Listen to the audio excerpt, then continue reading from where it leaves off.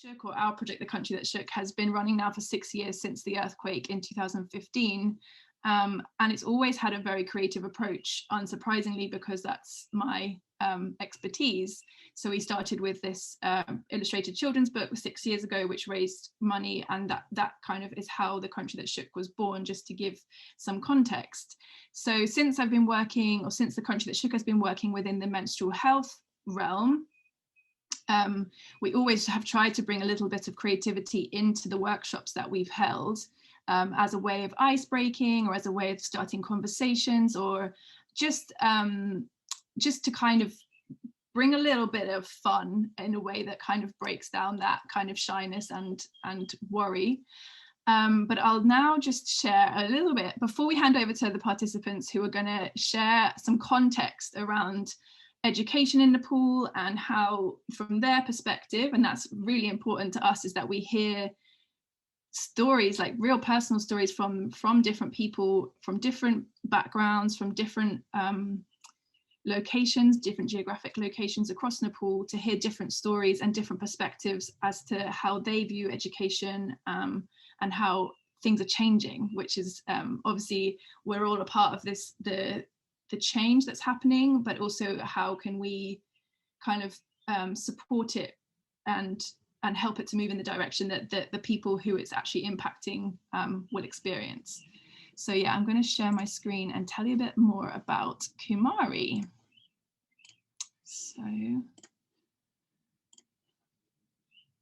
So Kumari's adventure with her moon cycle, this project began actually, oh, is it paused? Saying it's paused. Resume. Can you see it, Lisa? We can see it. You can see it. Okay. Yeah. Okay. Maybe I'll just do one. Just whilst you're doing that, Sophie, can I just also ask if anybody does have any questions, would you use the chat facility, and then I can monitor the questions at the end and present them to our speakers. That would be kind, thank you. Yeah, great. That's a brilliant idea. So Kumari's adventure with her moon cycle began actually at the beginning of lockdown last year, but prior to that, we had created a crowd illustration of Nepali schoolgirls. So every Nepali schoolgirl in the drawing had been created by someone else around the globe, and many from across Nepal. And we'd created this big collage of all the drawings together, and the slogan underneath was "Together we are stronger." And it had this real impactful message that everyone has their own different opinions and different perspectives about how we can move the conversation forward around menstruation, but when we all come together, our voice can be much louder. And so it had a really great impact and got really good feedback. And so when I'm not sure if it was really lockdown that started it, but I had this idea that I've heard so many stories, personal stories, but also more common narratives and common threads about menstruation in Nepal, and through our workshops that we've been holding for the last 2 or 3 years now, heard many personal stories from different people and different girls who are desperate to learn and to hear more, different menstruators. So it kind of grew from there, really, this idea of creating a story, but having it be drawn and created and really share the narratives of these people that I'd met through the work that we've already done. So Kumari is now sort of become her own character, really, and most of the things on social media are spoken from in her voice. So here she introduces herself. Hello everyone, I'm Kumari. To celebrate the magic of menstruation, I'm publishing a book about an adventure in which I learn all about my period. I want other people like me to understand it too. Let's work together as part of the menstrual education revolution.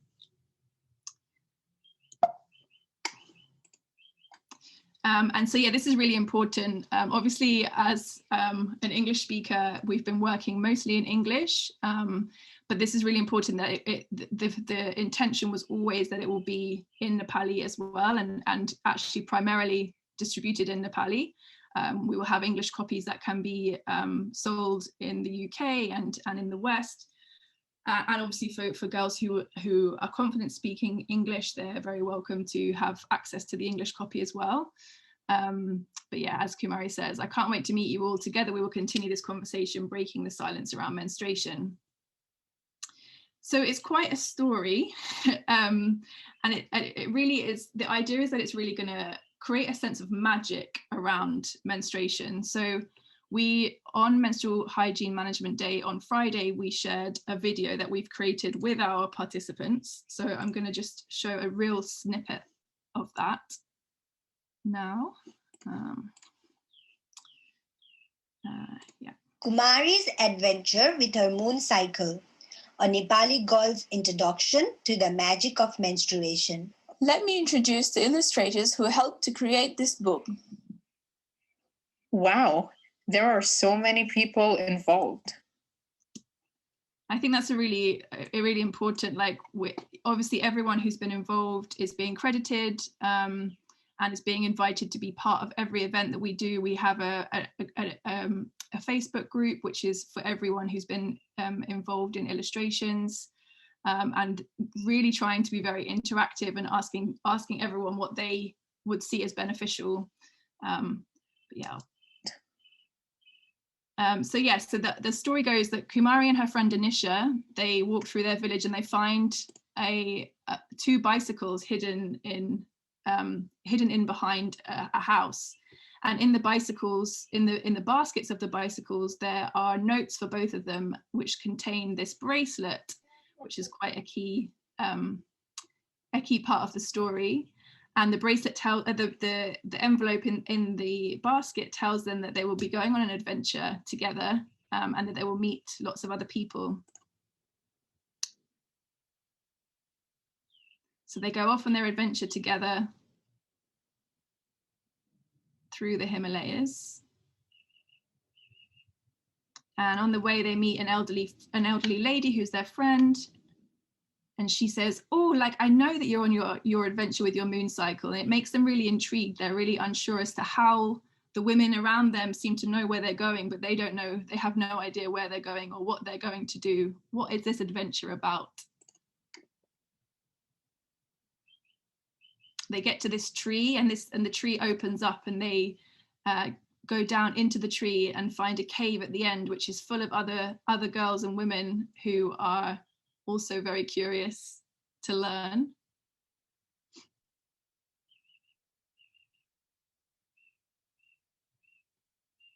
And they're also very surprised because Tuli Amma, the lady that they met on the street who said that they were on their moon cycle adventure, is also in the cave as well. So that's where we left the story on Menstrual Hygiene Management Day. It was a little sneak peek as to the situation that the girls find themselves in, which then we will develop on. So they continue their adventure. And so yes, from her adventure that she goes on after that kind of scene setting, the things she really learns are about the connections to other cycles in nature. So there's these are the kind of key themes within the storybook. And yeah, just I want to appreciate on every page, like, how many different girls have been involved in all of these drawings. So yeah, even on here, I can see 5 girls who have drawn these things. So it's just a real honor to be able to put all these things, all these people's talents together to create this story. So yeah, she learns about the connection to the other cycles in nature. She learns about her anatomy. She learns about the taboos prevalent in Nepal that perhaps her and the other girls who are around her have been kind of told that they just shouldn't question or talk about, and they actually open up discussion and give them opportunity to question those things and to ask why. She learns about the power of other women and other menstruators sharing their feelings and in a safe space. And then the power of her inner nature, and that kind of it kind of connects back to that cycles of nature point at the beginning, because with the power of the inner nature, she really learns about the seasons of nature outside and how similar it is to the menstrual cycle.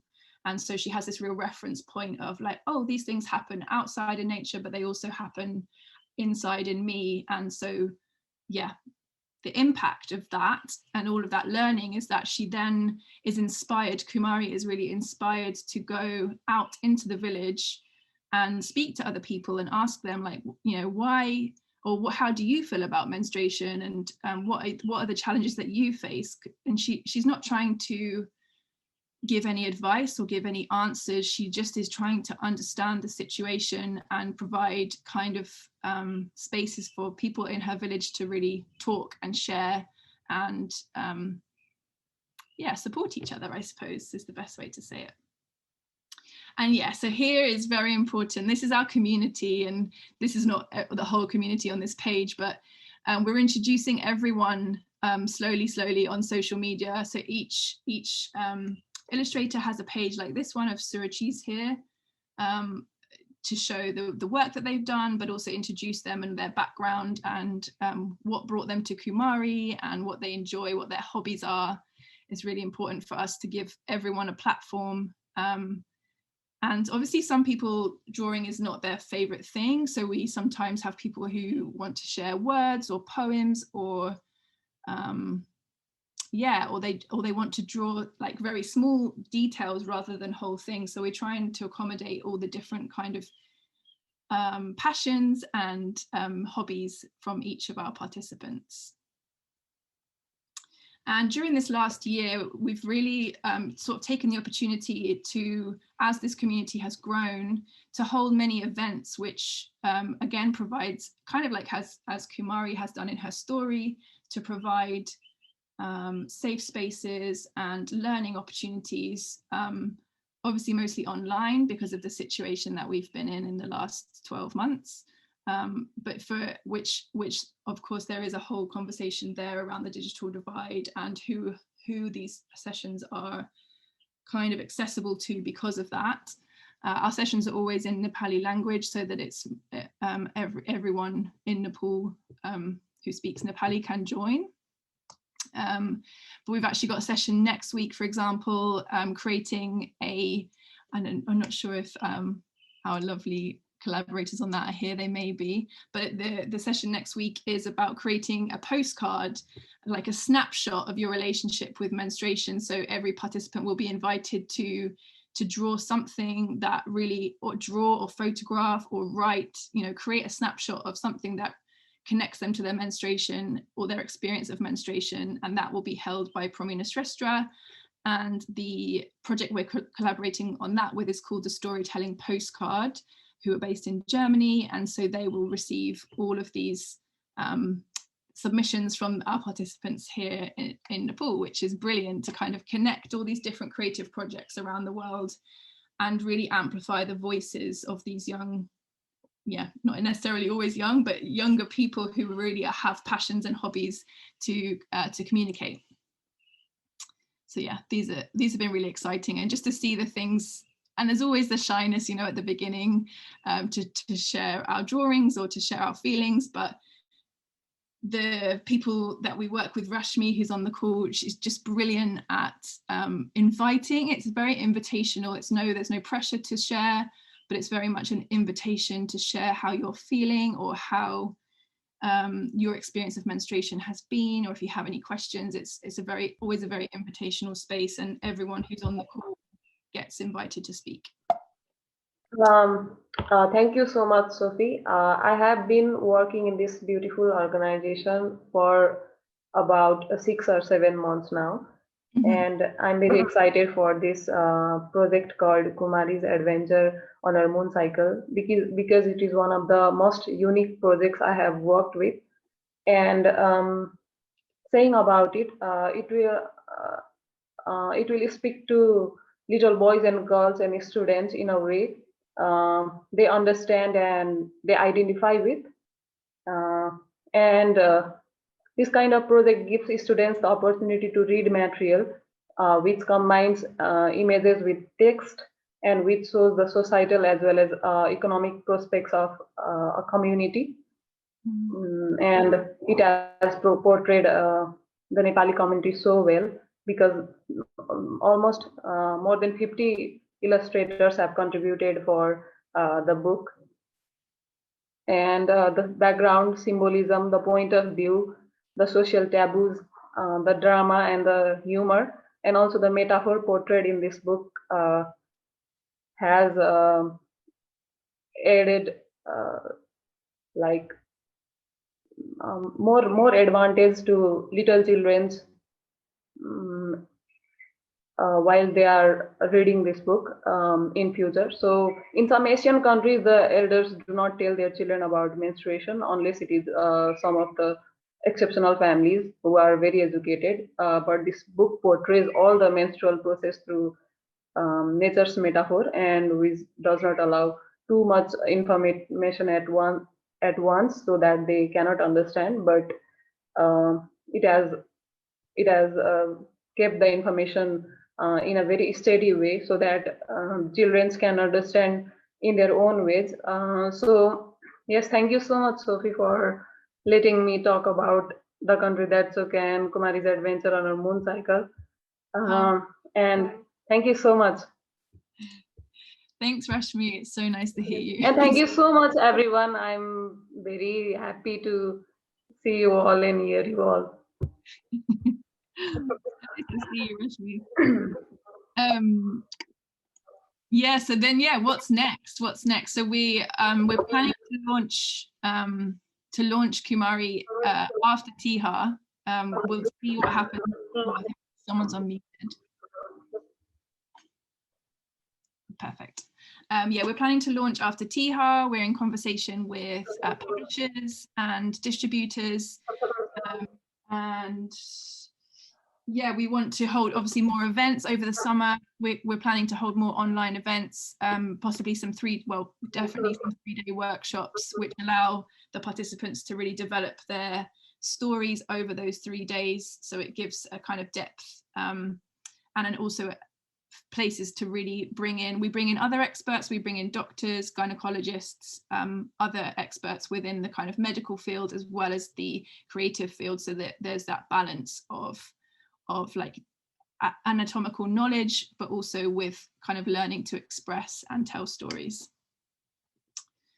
And yeah, so here I guess is our call to action. How can you support Kumari, or how can people within both the network within Nepal and also the networks globally, how can we support something like Kumari? So the first is, do you run a project in Nepal that works with people? Because we're actively now looking for organizations to collaborate with for distribution. We're looking at different ways that we can, different levels of support that we can kind of create for collaboration, whether that's just to distribute books or to bring in experts to kind of create educational spaces around the book. Because of course, it's much better, the book's going to be a great resource, we hope, but it will be great to have those educational spaces around it to really encourage the engagement with it as a resource, rather than it just being in a library, or, you know, we're really hoping to create sort of a bit of noise and some educational spaces around that. And then obviously there's some financial options. I'll show in the next slide, we've already been supported by Her International and SALT, SALT is a menstrual cup company in the US. Her International are a Canadian charity who have helped us with funds to kind of get this off the ground and to pay for the translation into Nepali, and some of the development that we've had that we've been working on. But the other thing, the reason that I've put this picture here of the bracelet is that because Kumari's bracelet is such a key part of the story, it helps her to learn about the different parts of the cycle, the menstrual cycle.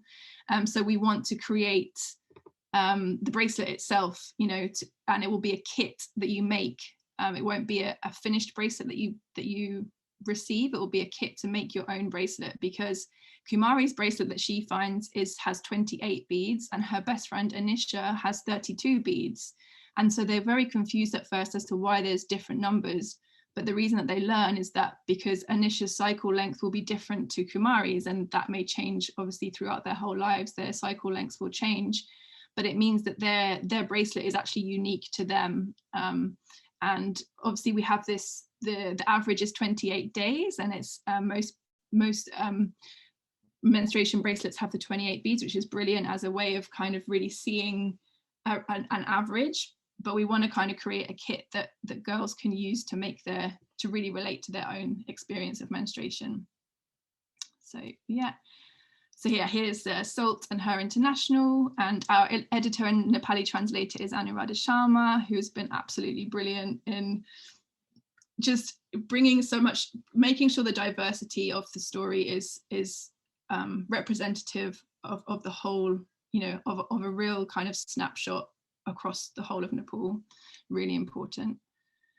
So yeah, we'd love to hear from you and work together. Lots of love from Kumari. And I'm now going to hand over to our 6 participants. So all of these wonderful girls have drawn pictures for Kumari's story.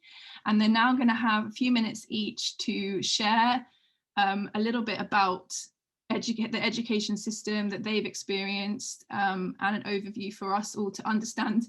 It's really understanding the context that we're working in within this kind of education, but a more kind of creative style of education. So I'm going to hand over first to Sabi Subedi. Yes, hello. So, hello everyone. Namaste everyone. I am Sabi Subedi, and I am a student currently studying biomedical engineering. I'm really excited and delighted at the moment to be the part of this event, Creative Outputs within Menstrual Education of Nepal. Without further ado, I would like to start and speak on the topic status of menstruation during the time of our ancestor. So let's begin with the story behind periods. The origin of this myth dates back to the Vedic times and is often been linked to Indra's slaying of Pitras. For it has been declared in the Veda that guilt of killing a Brahmana murder appears every month as menstrual flow, as women had taken upon themselves a part of Indra's guilt. So this is how the story begins. Story of periods begins according to the Hindu mythology. And now, as per my survey and my research, I was very curious to know menstrual restriction that my grandmother and mother found back then, and now how it differ from now. So I thought, why not share my own grandmother's menstrual story? Her menarche started when she was around 12 years, and then she was locked in a room in neighborhood for 22 days. She was neither allowed to visit her home nor was she allowed to see male members of her family. My poor grandmother had to sleep on floor or in hay without any proper mattress or even without a blanket in cold freezing winter even sorry and also she wasn't allowed to consume any dairy product because we worship cow as our Lakshmi goddess, so it will be considered to be doing sins by consuming such milks.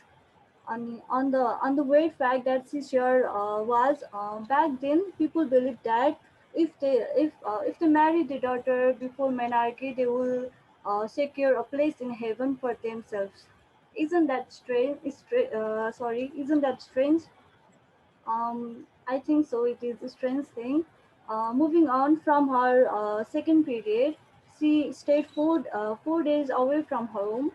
I vividly remember she said me that she wasn't allowed to see sun, nor was she allowed to touch plants.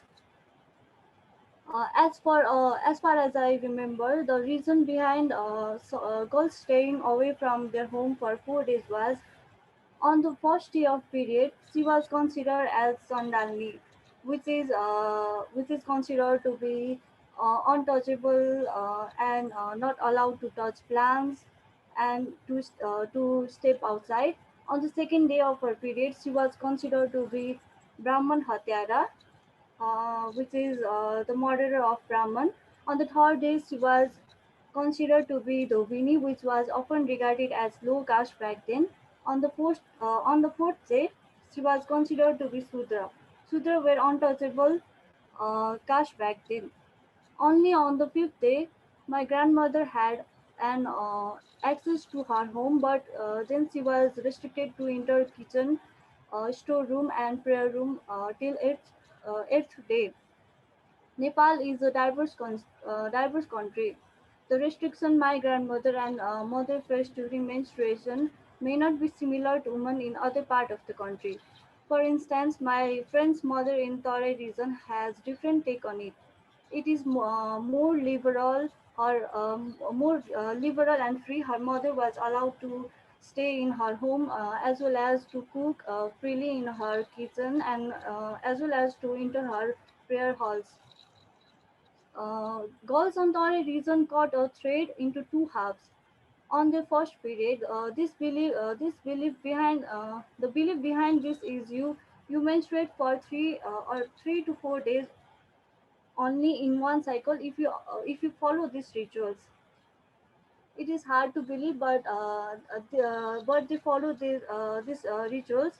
And I asked my grandmother what menstrual products she used.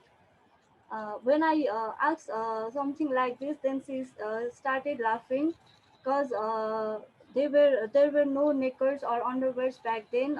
She used clothes and used rope around her waist to keep the clothes in its place. My mother used cloth underwear from her menarche. I can see the difference that my grandmother haven't used any underwear, but then in my mother's time, they used underwear to put their clothes on. See how everything is changing for better. Thank you.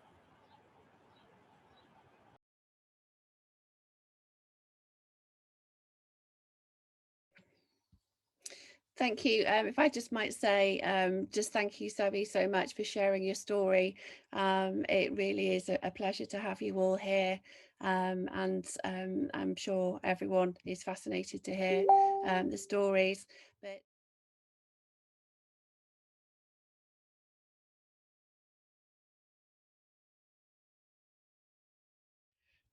thank you so much. Hello everyone. Namaste. I'm Asmita Sitoula. I'm a student and my MBS is running. Today I'm here to give a short information about the status of menstruation in rural area now. Menstruation in Nepal has many names. Well, in rural area, Chui is a local name, which is also called untouchability and Rajaswala. Girls would follow the restriction and they were not able to enter to the kitchen and temple for 4 to 5 days. Women and girls isolated from daily household activities and social events. The status of menstruation in rural area is unsatisfactory. Only 40% girls were aware of menstruation. Maximum girls in rural area use homemade pads and reuse the same in the subsequent period. In rural area, girls have more traditional belief, misconception, and restriction regarding menstruation. We can see the menstrual health related concerns faced by girls from rural area are, there are many factors that affect how women manage their monthly period, such as the lack of information and awareness on menstruation, unaffordability of menstrual product, poor access to water, sanitation and hygiene, infrastructure and services, lack of safety and security. Hygienic practice during menstruation were unsatisfactory in the rural area. Girls should be educated about the proper hygienic practice as well as bring them out of traditional belief, misconception, and restriction regarding menstruation. Poverty and to some extent ignorance might be an obstacle from using the menstrual obstruent available in the market. Insufficient, incorrect information regarding menstruation is often a cause of unnecessary restriction in the daily normal activities of the menstruating girls, creating various psychological issues. Adolescent girls understand the problems and consequences of the practice and are willing to bring the changes. Slowly, people are being civilized and they are decreasing the severity of the practice. Now, girls are allowed to go to school even during their menstruation period. The practice of personal and menstrual hygiene, even at chow seed had been increased so that they don't suffer from infection. Many organizations are working to abolish the practice and to educate women about menstrual hygiene. This is the hope and the future. Nepal has female community health volunteers whose work in advancing women's health. Thank you.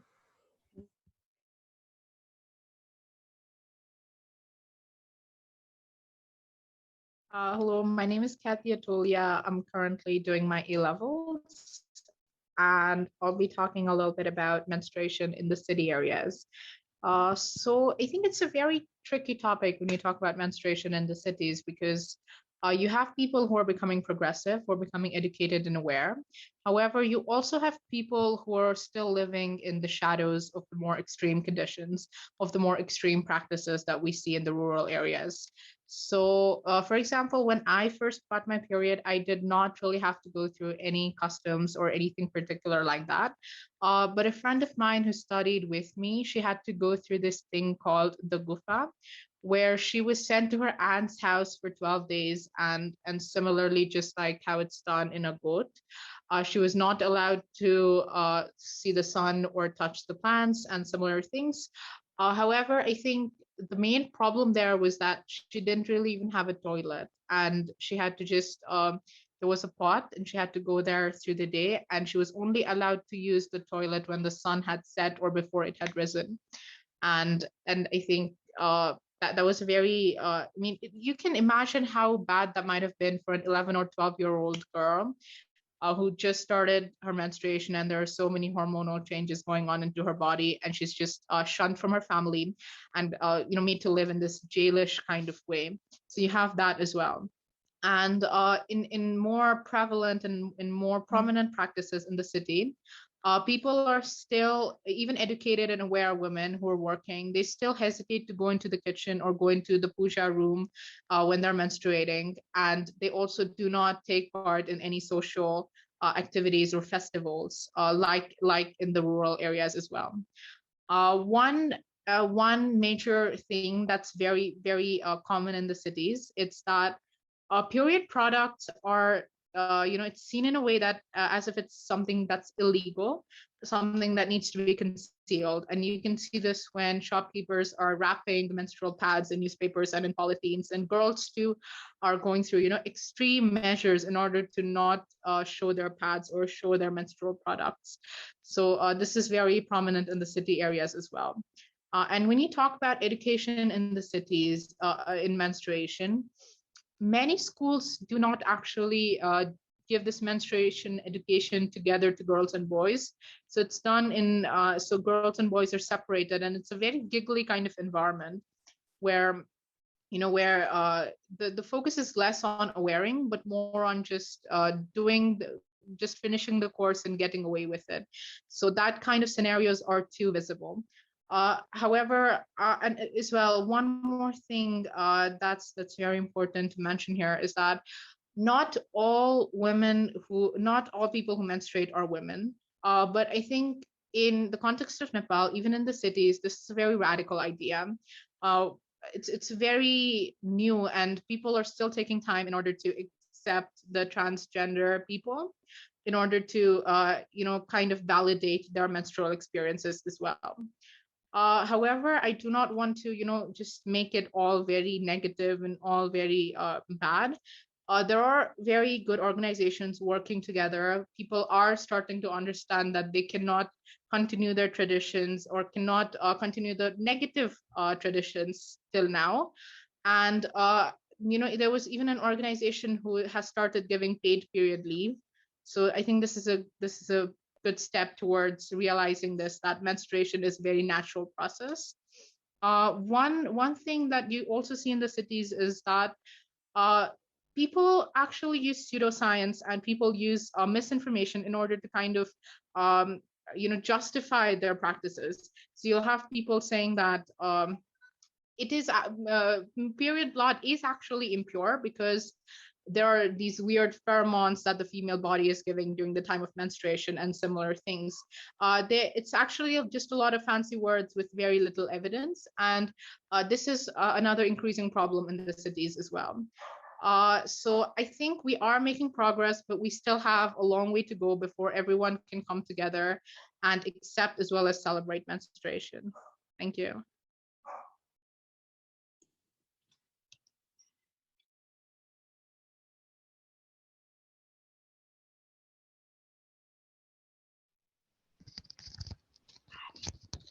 Hello everyone, warm salutation of good afternoon to you all.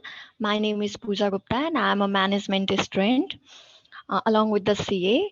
And on this event of creative output within menstruation education in Nepal, I would like to keep my points on explaining the past education system in Nepal. And considering all this, I have collected few key points, key issues. The first one is limitation to teaching, and the second one taboos and practices, and the third one is community practices, and the fourth one condition of schools. And while doing sum up of all this, I came to the point that the then in Nepal, the first of woman period was still surprise for few of the women. Few things to happen, and that is all because of the improper education system. Not in all, but there were few schools where reproductive health classes were conducted, but with taboos that was prevailing still there, and even the teachers were feel embarrassed to teach the students, and they used to say like they used to often say students to read by themselves while they used to skip the classes and stand outside the classes. Well, the classes were continuously running, absent of teachers. As per the past papers I found on research and as per my mom experiences, she said it clearly says teachers give them permission to escape from the schools while during the menarche on the first period and on the further period days. They used to use cloth, follow the rules strictly for the 8 days. The then time, many classes centered on cultural restrictions and reinforced negative ideas about menstruation being dirty and polluted, not allowed it to touch and stay far from homes. As per my grandmother, she said she never told her daughter, which means my mom about cleanliness in immensely. The only thing she taught her was to sit properly and carefully so that blood does not get stained. Talking about my own school environment, the classes were there with male teachers, but not in the way of required. Still, there remains few misconceptions, luckily, which I am not holding and carrying right now with me. And that is all because of I'm getting the proper educations and attending these creative webinars. So concludingly, in conclusion, I can say in past education system of Nepal was there, but with a few classes running on reproductive and health systems. Teachers used to assign students to read themselves. There were no separate creative sessions to make them aware. The taboos were prevailing in such a strict way that they need to prevent students from visiting schools. Instead of helping, teachers used to give permission to stay in home during bleeding days, and the chopadi was almost there every way, making the life in danger. So schools, the main part I learned about from going through going through the research papers and the information that's said by my mom is that prevent that no one told her about the cleanliness, hygiene, and the anatomy and how it all goes through the phases by phases. The only thing they focused was about she shouldn't get touched with male partners, or even with the husband she should sleep in separate room. She should not touch the utensils, kitchen utensils, or any other, especially the water tap or water tank wherever the water is used to store, and the toilet in schools were used to far from the schools, and without proper cleanliness and safety, without proper pad systems.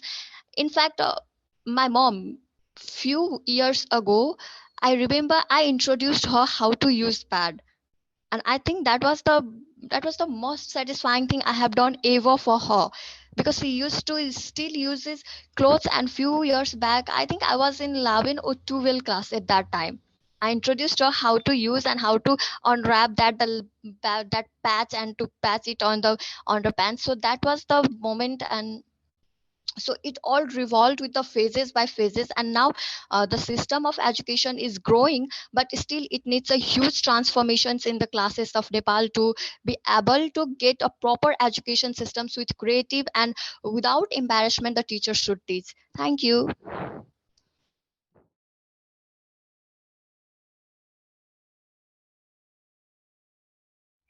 Thank you so much, Sophie. Hello, namaste, everyone. My name is Arzoo Tamang.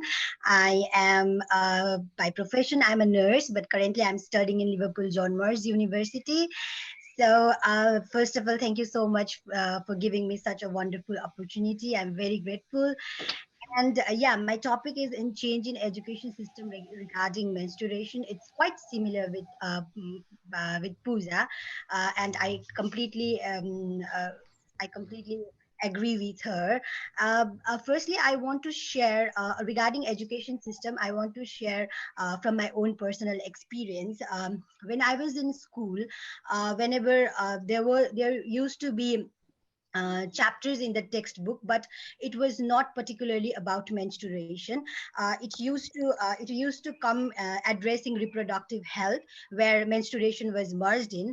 But whenever the chapter appear in our textbook, teacher used to skip that, and we were not given such explanation about any menstruation and things. So from that time, I learned that it's really shameful to talk about it, and I shouldn't talk about it. So the concept was actually that I used to feel very shy talking about it whenever this reproductive health and about menstruation, whenever teachers used to mention it in the classroom, there used to be very awkward situation, and especially the male student boys used to laugh and giggle, and we used to feel very shameful about talking it. So it was that in my time in the school.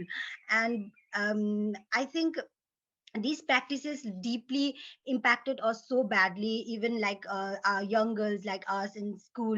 We used to feel very shameful, and then it always used to impact in our self-esteem and self-confidence, also in our personality, and yes, and also in the academic performance also. It used to affect in it, and then every single aspect of growing up during our formative age, it used to affect us very much. And I think change in education system is not much even in today also. When I was like I was given this topic, I had a conversation with one of my cousins. He's studying in grade 7 now, she's in school. And when I have that conversation, I came to know that the textbook which addresses about menstruation are not very helpful still today, as it doesn't explain about menstruation. In Now in grade 7 there is a curriculum. In grade 7 curriculum, there is a topic called reproductive health, and still the menstruation is not taught separately. So when I had a conversation with her, although it was about the reproductive health, the menstruation, it was only talked about the biology, not anything about that, except that. So I came to know that there is still lack of awareness about menstrual hygiene. And because of that also, because of the lack of awareness about menstrual hygiene, it also has a great impact on school attendance. Like even in my time, I used to skip my school and be absent on my period times, and still it's like following in the rural areas also in today. But having said that, however, there are some changes that is done, especially about the toilets used by girls in the school. Because in my time, when I was in school, there was no proper toilets. Even sometimes there were times when we had to go home without cleaning ourselves, because there were no proper water, no proper soap, and other things. But now, as it is, I have talked to so many people now, students. They they say that there are gender-friendly toilets, and then which made very convenient to them for all the girls, and has brought a declining school absenteeism. And even I have heard that now schools also have a separate room for the for the sanitary pads disposal. Even the incinerators are used for the disposal of pads. So yeah, there has been some changes regarding that, and also some initiations and awareness programs, and then projects and social media have also made it very clear. And now these issues are discussed very openly now. And then my sisters, they are very young and they are studying in school, and they say like, yes, I can speak, I can openly speak about it, and also I can impart whatever I know to the younger generations. So that is a very positive thing, you know, and I feel very happy. And I believe that the school management, teacher association, everyone, government itself and ourselves also have a huge role in providing support and guidance to these things. And I believe that a menstruation is a natural biological process that every girl go through, uh, even half of their life, and it has so significant significance on the survival and propagations of our species, but yet it is considered as a taboo. So it's a very yeah, it's very upsetting to hear that. So I think like we should be very free and proud to speak about it. So yeah, it's the education system is still changing, and it's in the process, and hopefully it will change very soon in Nepal, even in the rural areas too. So yeah, let's be period positive and let's celebrate dignified menstruation. Thank you so much. Thank you.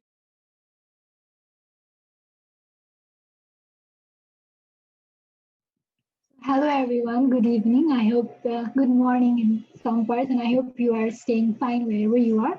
So today I'm gonna state about menstrual taboos residing in various parts of Nepal and the way forward. And I'm more or less talking about all the things that we have discussed until now.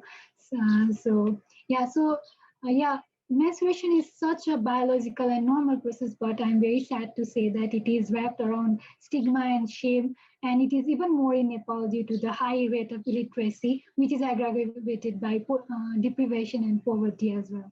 So some of the menstrual taboos that I have heard and seen and I have studied about are, one of the main one is you cannot go to the prayer rooms or the kitchen during your menstrual period, and you should not and you cannot attend religious ceremonies or go to religious temples during your menstrual period.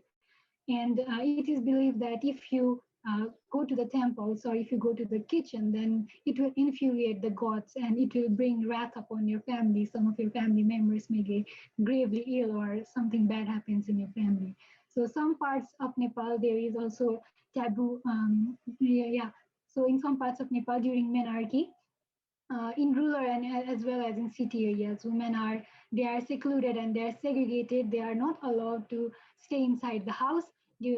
Stay inside the house. They have to stay away, and they cannot even look at the sunlight, and they cannot look at their male husbands or brothers or any male member of the family. They cannot look or see or talk with them. So yeah, they also, there is a taboo that they cannot in some parts that they cannot eat dairy products, and they cannot touch water resources. There are beliefs that if menstruating people, women, if they touch milk and milk products, then the cattle will die, or if they touch water resources, the water resources will dry up, and if they touch fruit bearing plants, the fruit will fall out before it ripens. So such kind of baseless and meaningless beliefs are still prevalent in Nepal, and they are not allowed nutritious diet and proper place to sleep and eat in a fear that something bad might happen in this community. So I'm very sad to say about all of these, and yes, these are still prevalent in various parts of Nepal. And one of the main taboo or it is a superstition that still is present in some part of Nepal, especially in the far western region of Nepal, Chaupadi, which has also been brought few times in this session as well. You may or may not know about this very inhuman tradition. In this practice, the women during menarche are segregated about 14 to 22 days out of their house to live in a cowshed, and during other menstrual times, 4 days, they have to go live in a hut, which is not even of their height. It is usually a cowshed or a shed where goats live, and it is not even up to their height. They cannot even stand properly in those huts. In such kind of situation, women have been living where there is no electricity, no sanitation, no hygiene, no water supply, and no toilets. And there have been incidents of women dying due to cold or suffocating because those chow goats, which are called for those places where the menstruating women live, and there is no any doors or windows, and they have to live there 4 days at night, at night and day, all night and day. They cannot see anyone, and without any electricity or any facilities, they have to live there. And such inhuman practice still is present in Nepal in some communities.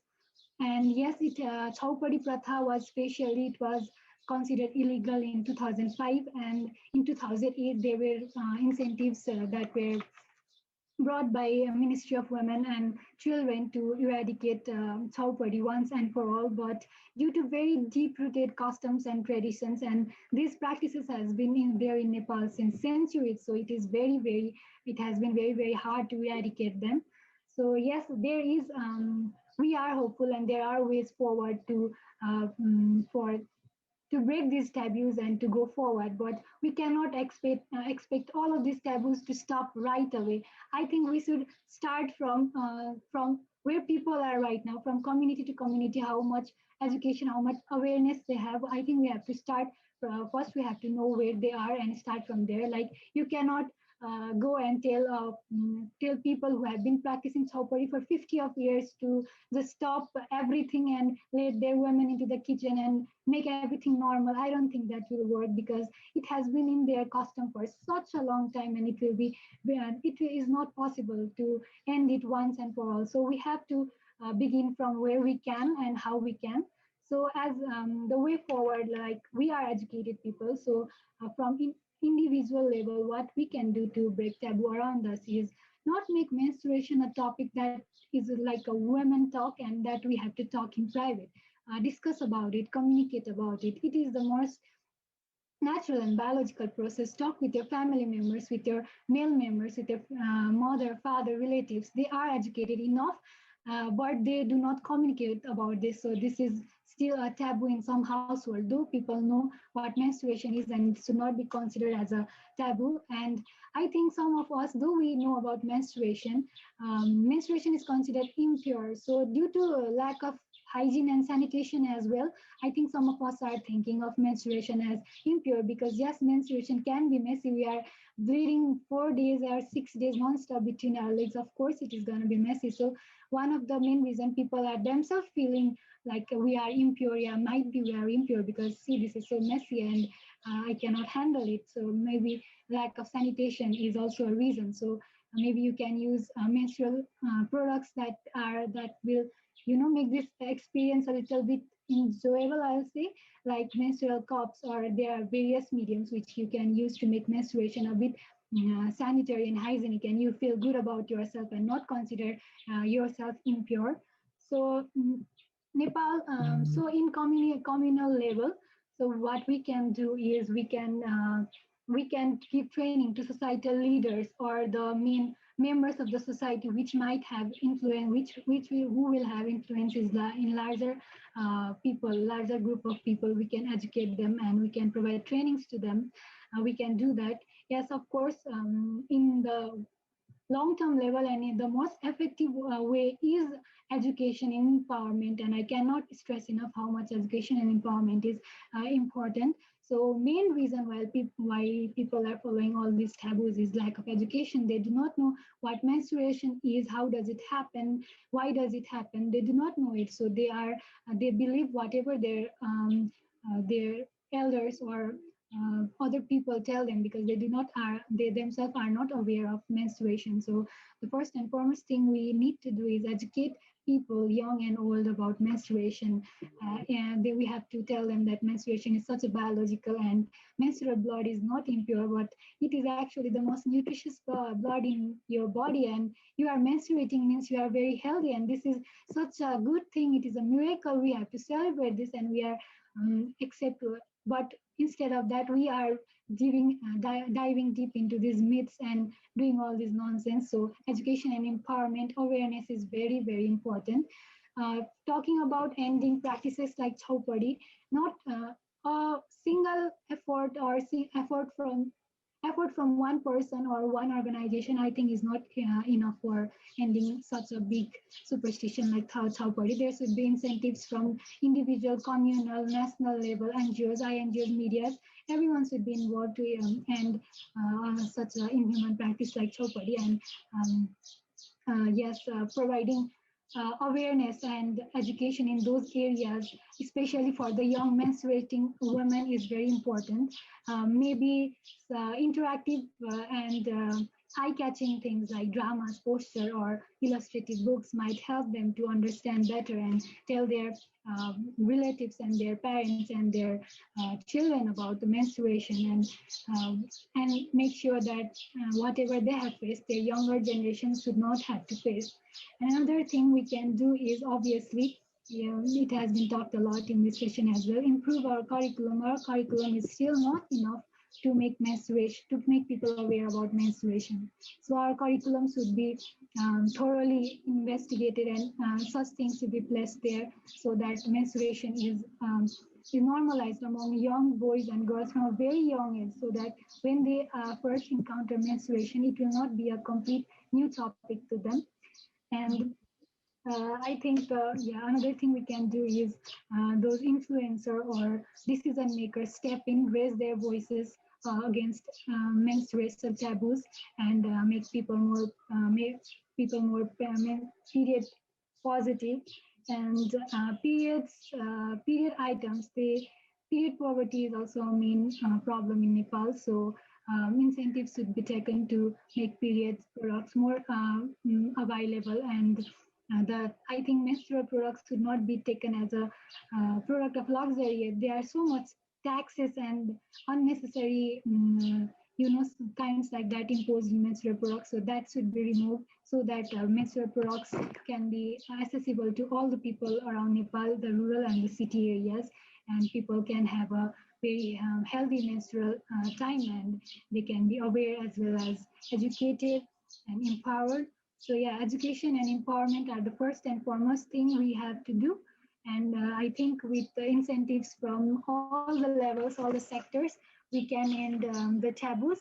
So yes, society is being adapted to change in Nepal as well. And with growing literacy rates, menstrual taboos are decreasing slowly and gradually. Breaking all the taboos and moving on the way forward is going to be a long and hard journey. But I think with all our efforts from various levels, we can obviously do that. And I want to tell you, everyone present here, that your body, your menstruating body, is an incredible miracle. So please don't let anyone shame on you for that. You are healthy, you are biologically active and sound. And menstruation, be proud of your menstruation. That's all I want to say. Thank you so much for listening.